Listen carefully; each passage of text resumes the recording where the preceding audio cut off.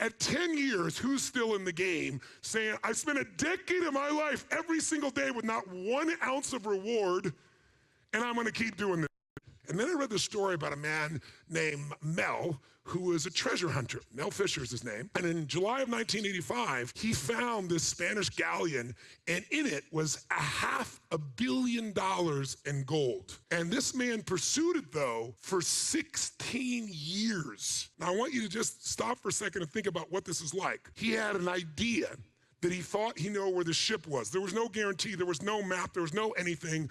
He figured out some records. He estimated where he thought this boat had sunk. He estimated it had a fortune in gold, but none of this could be proven. He convinced investors to give him huge sums of money because it was a very expensive endeavor. And then he began the process. Now I want you to imagine you go out in some of the harshest environments in the world on the water, and you're out there every day for a year and you find nothing.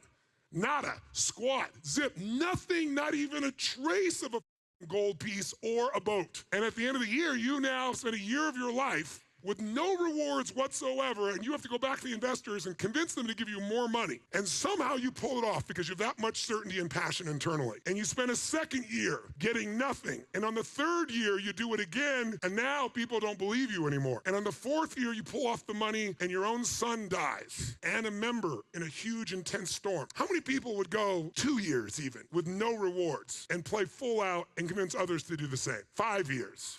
Come on, at 10 years, who's still in the game saying, I spent a decade of my life every single day with not 1 ounce of reward, and I'm gonna keep doing this?